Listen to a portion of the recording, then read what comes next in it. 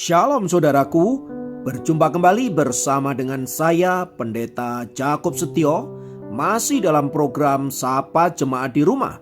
Kali ini kita akan bersatu bersama-sama, mari kita berdoa.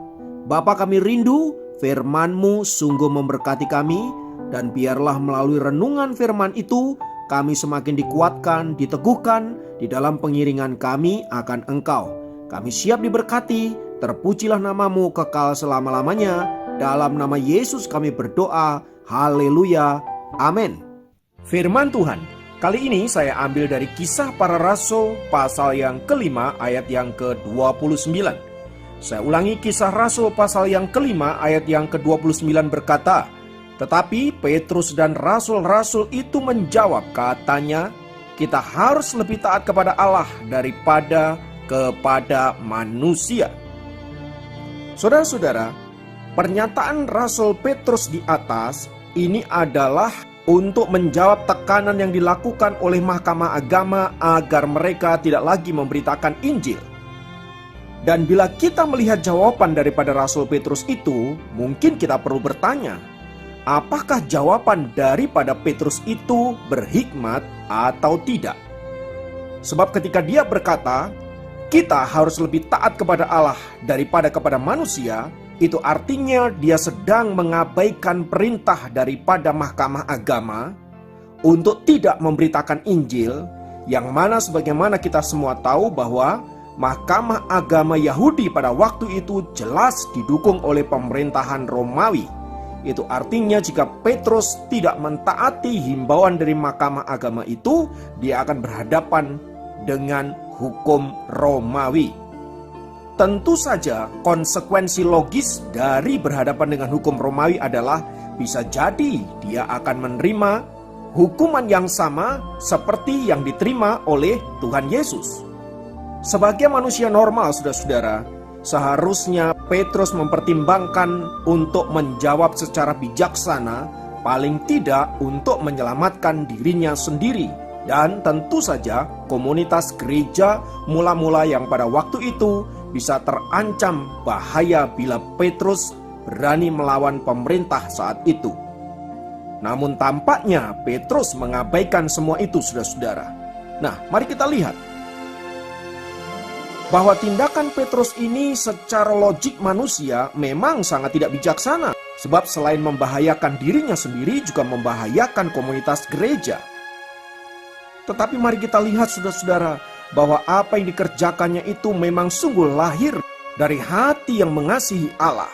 Saudaraku, ketaatan kepada Kristus memang membutuhkan sebuah kerelaan hati dan keberanian untuk membayar harga.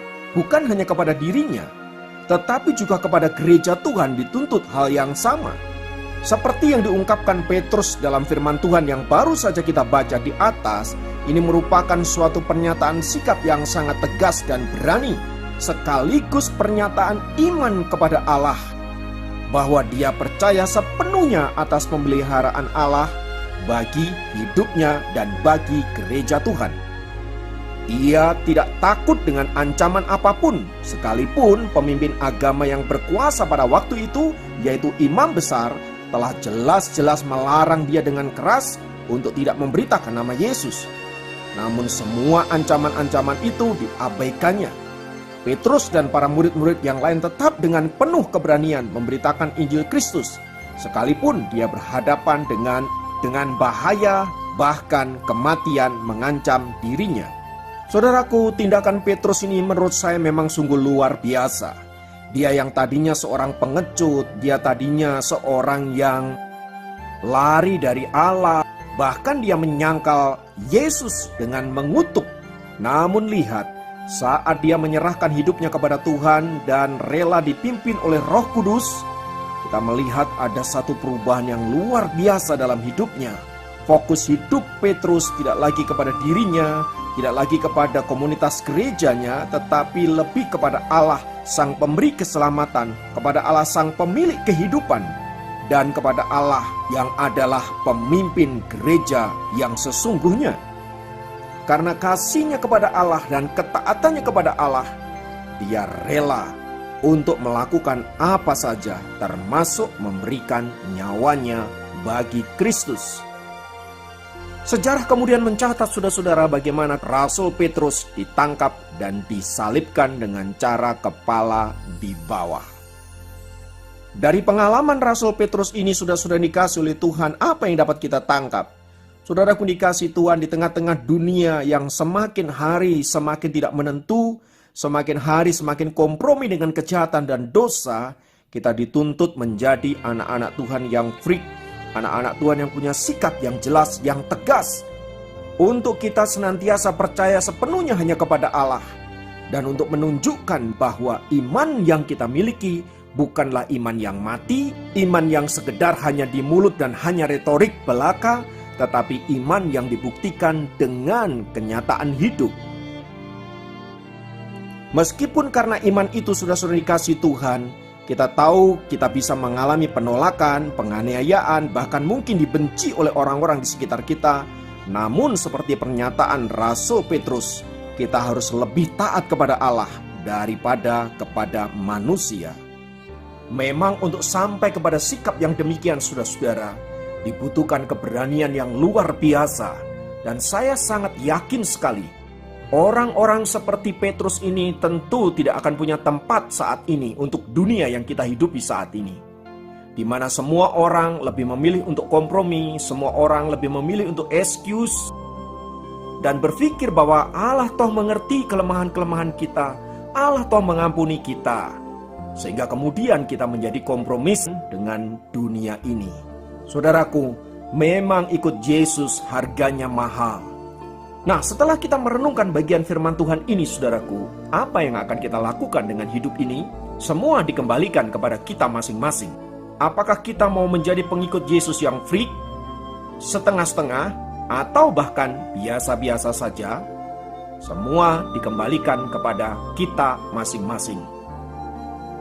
Namun yang harus selalu kita ingat adalah bahwa sekecil apapun yang kita investasikan untuk kerajaan sorga, kita akan menerimanya kembali. Jadi saudara-saudara, Andalah yang akan memutuskan apakah Anda akan taat kepada Allah atau taat kepada dunia ini. Namun seperti firman Tuhan yang dikatakan dalam kitab Amos, di sana dikatakan, pilihlah Allah, maka engkau akan menerima kehidupan. Haleluya. Mari kita berdoa. Bapa, dalam nama Yesus, terima kasih untuk kebenaran firman-Mu. Kami tahu tidaklah mudah pengikut Tuhan yang sejati. Diperlukan harga yang mahal dan secara manusia kami tidak sanggup melakukannya. Itulah sebabnya kami butuh Engkau ya Roh Kudus. Pimpinlah kami, tolonglah kami, agar kami boleh menjadi anak-anak Tuhan yang taat dan setia, bahkan freak di tengah-tengah kehidupan yang sedang bergolak, di tengah-tengah kehidupan yang menyimpang ke kanan dan ke kiri. Biarlah kami tetap setia sampai seluruh rencana-Mu digenapi. Kami boleh menjadi saksi-saksi Tuhan di akhir zaman ini, supaya nama Tuhan dimuliakan. Terpujilah nama Tuhan kekal selama-lamanya. Dalam nama Yesus kami berdoa, haleluya, amin. Sahabat Jemaat kali ini dapat memberkati Anda dimanapun berada. Sampai jumpa dalam program Sahabat Jemaat yang lain. Tuhan Yesus.